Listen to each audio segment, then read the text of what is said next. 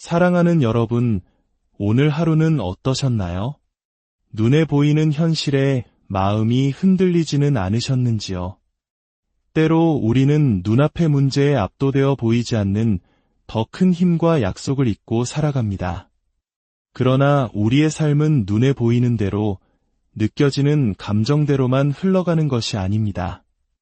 우리를 위해 길을 예비하시는 분이 계시기에 우리는 흔들리지 않을 수 있습니다. 오늘 여러분과 함께 나눌 이야기는 바로 그 믿음에 관한 것입니다. 보이지 않는 것을 믿고 들리지 않는 약속을 신뢰할 때 우리의 삶에 어떤 놀라운 변화가 일어나는지에 대한 감동적인 증언과 깊은 지혜의 말씀입니다. 본격적인 이야기에 앞서 만약 이 메시지가 여러분의 마음에 울림을 준다면 조용히 좋아요를 눌러 마음을 표현해 주시고 이 이야기가 필요할지 모를 누군가에게 공유해 주시는 것은 어떨까요? 여러분의 작은 손길이 다른 이에게는 큰 위로와 희망의 불씨가 될 수 있습니다. 이 채널을 구독하시는 것은 앞으로도 계속될 영적인 여정에 동참하시는 귀한 발걸음이 될 것입니다. 이 말씀을 듣는 모든 분들의 가정과 삶 위에 하나님의 평강이 함께하기를 기도합니다. 이제 한 자매님의 삶을 송두리째 바꾼 기적의 이야기부터 시작하겠습니다. 어린 시절 저는 지독한 천식으로 고통받았습니다. 저희 집은 약 6에이커, 그러니까 7,000평이 넘는 넓은 땅에 있었는데 주변에 고양이가 지나가거나 누군가 말을 만지고 제 곁에 오기만 해도 저는 숨을 쉴 수 없을 만큼 심한 천식 발작을 일으키곤 했습니다. 의사이셨던 이모 덕분에 매일 약을 먹고 흡입기를 달고 살아야 했죠. 어떤 날은 너무 심해서 병원 호흡기 치료 장치에 의지해야만 했습니다. 그 어둡고 고통스러운 밤들, 어머니는 제 방에 오셔서 밤새 제 곁을 지켜주셨습니다. 제 작은 손을 잡고 성경을 읽어주시고 저를 위해 간절히 기도하셨습니다. 낮에는 TV에서 흘러나오는 신앙 프로그램을 틀어놓고 제게 계속 말씀을 들려주셨죠. 특히 글로리아 코플랜드 사모님의 치유학교 강의를 자주 들었습니다. 어머니는 어떻게든 제 안에 하나님의 말씀을 심어주시려고 애쓰셨습니다. 그렇게 말씀이 제 안에 차곡차곡 쌓여가던 어느 날 저는 10대 소녀가 되었습니다. 그리고 마침내 결심했습니다. 이젠 정말 지긋지긋해. 이 고통을 끝내야겠어. 한 수요일 저녁이었습니다. 저는 큰 소리로 선포했습니다. 오늘 밤 교회에 가면 나는 강단 앞으로 나아가서 내 치유를 받을 거야. 그것은 제 마음 깊은 곳에서 우러나온 결단이었습니다. 그날 밤 교회에서 목사님께서 저를 위해 기도해 주셨습니다. 솔직히 말해 기도받는 순간 어떤 특별한 일이 일어나지는 않았습니다. 하지만 저는 분명히 알 수 있었습니다. 제 마음속 깊은 곳에서 나는 치유받았다는 확신이 샘솟았습니다. 며칠 뒤 어김없이 또다시 천식 발작이 저를 덮치려 했습니다. 하지만 이번에는 달랐습니다. 저는 그 증상을 향해 소리쳤습니다.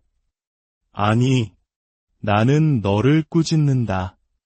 나는 며칠 전 밤에 이미 치유를 받았어. 넌 더 이상 내게 돌아올 수 없어. 나는 나았다. 놀라운 일이 일어났습니다. 그날 이후로 저는 단 한 번도 천식 발작을 겪지 않았습니다. 이제는 어떤 동물이 곁에 와도 아무런 문제가 없습니다. 주님을 찬양합니다. 하나님께 영광을 돌립니다. 정말 놀랍지 않습니까? 이 자매님의 이야기는 우리에게 중요한 영적 원리를 보여줍니다. 바로 믿음의 선포와 하나님의 말씀이 우리의 현실을 바꾼다는 진리입니다. 그렇다면 이러한 기적과 축복이 흘러들어오는 더 근본적인 통로는 무엇일까요? 성경은 11조 언약에 대해 이야기합니다. 어떤 이들은 11조가 율법 시대의 낡은 유물이라고 생각할지도 모릅니다. 하지만 히브리서 7장은 11조가 율법보다 훨씬 먼저 존재했던 아브라함 시대부터 이어진 축복의 원리임을 분명히 보여줍니다. 히브리서 7장은 살렘 왕이요 지극히 높으신 하나님의 제사장인 멜기세덱에 대해 이야기합니다. 아브라함이 전쟁에서 승리하고 돌아올 때 멜기세덱은 그를 맞이하며 축복했고 아브라함은 그에게 전리품의 10분의 1을 바쳤습니다. 중요한 것은 멜기세덱은 죽고 사라지는 레위 계통의 제사장들과 달리 그는 살아있다고 증언된 분이라는 점입니다.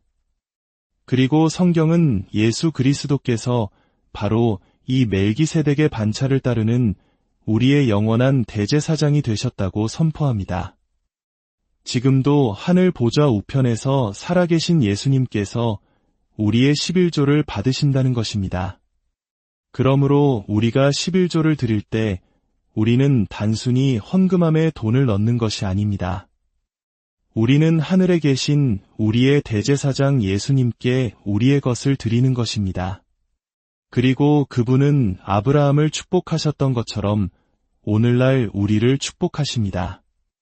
말라기 3장에서 하나님은 너희의 온전한 11조를 창고에 들여 나의 집에 양식이 있게 하고 그것으로 나를 시험하여 내가 하늘 문을 열고 너희에게 복을 쌓을 곳이 없도록 붙지 아니하나 보라고 약속하셨습니다. 11조는 먼저 드리는 것입니다. 11조를 드릴 때 하나님께서는 우리가 다른 헌물을 드릴 수 있는 재정을 부어주십니다. 이것은 수십 년간 저희 사역과 삶을 통해 명백히 증명된 진리입니다. 저희 부부가 처음 사역을 시작했을 때 저희에게는 아무것도 없었습니다. 오직 $24,000라는 엄청난 빚만 있었을 뿐입니다. 우리 중 많은 분들이 IMF 외환 위기 시절의 어려움을 기억하실 겁니다. 그때의 절박함과 비슷했을지도 모릅니다. 저희는 기도하고 또 기도했습니다. 그리고 한 가지 결단을 내렸습니다. 당장 통장에는 돈이 없었지만 하나님께서 채워주실 것을 믿고 갚아야 할 모든 빚에 대한 수표를 미리 써놓았습니다. 이것을 저희는 믿음의 수표라고 부릅니다. 물론 돈이 입금되기 전에 그 수표를 보내는 어리석은 짓은 하지 않았습니다. 다만 우리의 믿음을 하나님 앞에 보이는 행위였습니다. 저희는 작은 책상에 앉아 갚아야 할 모든 사람의 이름을 적고 수표를 써서 서랍에 넣어두었습니다. 그리고 기적이 시작되었습니다. 돈이 생기면 수표 하나를 꺼내 보내고 또 돈이 생기면 다른 수표를 꺼내 보냈습니다. 그렇게 돈이 들어오고 빚을 갚고 또 돈이 들어오고 빚을 갚는 일이 반복되었습니다. 그 빚 중에는 제 아버지가 거래하시던 은행의 $2,000도 포함되어 있었습니다. 모든 빚을 거의 다 갚았을 때 저는 은행장님을 찾아가 사과하며 돈을 갚겠다고 말씀드렸습니다. 그런데 은행장님은 뜻밖의 말씀을 하셨습니다.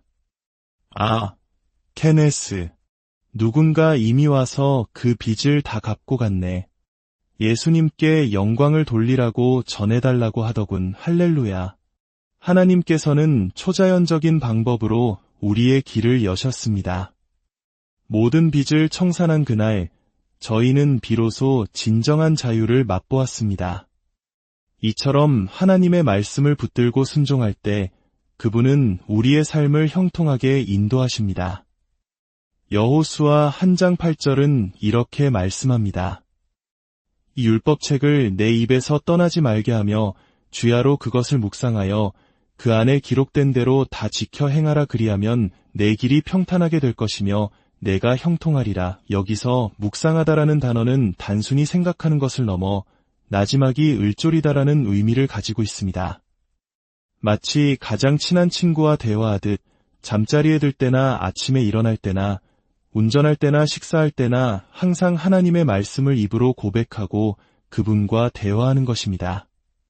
하나님, 오늘이 제가 축복을 받는 날임을 선포합니다.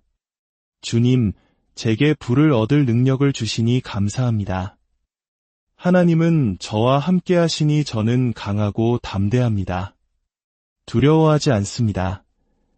이렇게 믿음의 말을 계속해서 선포할 때 우리의 환경은 그 말에 복종하기 시작합니다.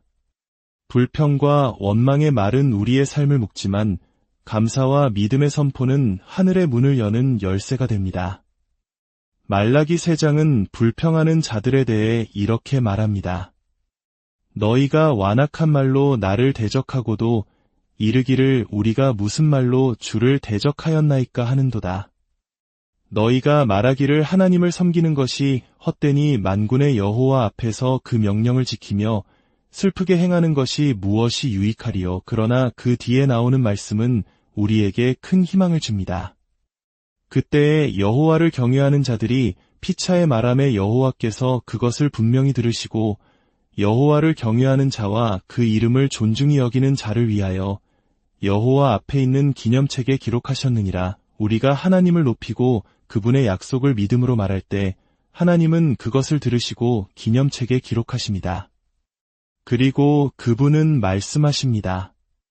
그들은 나의 소유가 될 것이요 11조와 헌물을 드리는 것은 단순히 돈을 내는 행위가 아닙니다. 그것은 하나님 앞에서 겸손히 나를 낮추는 행위입니다. 하나님, 이 모든 것은 주님의 것입니다. 저는 주님만이 나의 공급자이심을 인정합니다. 라는 믿음의 고백입니다. 이러한 겸손한 고백 위에 하나님은 재정적인 두려움을 제거하시고 관대함과 풍요의 영을 부어주십니다. 어떤 분들은 하나님께 물질적인 것을 구하는 것이 겸손하지 못한 태도라고 생각할 수도 있습니다. 내 힘으로 할 수 있는데 굳이 하나님께 구할 필요가 있을까? 라고 말이죠.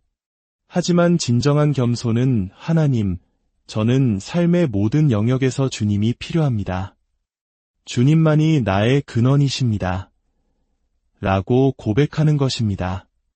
하나님은 코끼리처럼 거대한 것만 창조하신 분이 아니라 개미처럼 작은 것까지도 만드신 분입니다. 그분은 우리의 가장 작은 신음에도 귀 기울이시는 섬세한 분이십니다. 이제 잠시 이 말씀을 듣고 계신 모든 분들을 위해 기도하고 싶습니다. 사랑의 하나님 아버지, 지금 이 순간 하나님의 말씀을 듣는 모든 당신의 자녀들 위해 함께하여 주시옵소서. 재정의 어려움 속에서 신음하는 분이 계십니까? 주님, 하늘 문을 여시고 그들의 필요를 채워주시옵소서. 11조의 언약을 통해 부어주시는 형통의 복을 경험하게 하여 주시옵소서. 육신의 질병으로 고통받는 분이 계십니까? 채찍에 맞으심으로 우리를 낫게 하신 예수 그리스도의 보혈의 능력이 지금 이 시간 그들을 덮게 하여 주시옵소서. 마음의 상처와 두려움으로 잠 못 이루는 분들이 있습니까? 세상이 줄 수 없는 평안으로 그들의 마음을 위로하시고 내가 너와 함께 하리라는 주님의 약속의 말씀으로 새 힘을 얻게 하여 주시옵소서. 여러분의 믿음이 굳건해지기를, 여러분의 삶이 날마다 주님과 동행하는 기쁨으로 가득 차기를, 그리고 하나님의 놀라운 축복이 여러분의 삶에 강물처럼 흘러넘치기를 우리 주 예수 그리스도의 이름으로 축원합니다. 하나님은 여러분을 사랑하십니다. 저희도 여러분을 사랑합니다. 그리고 예수님은 우리의 주님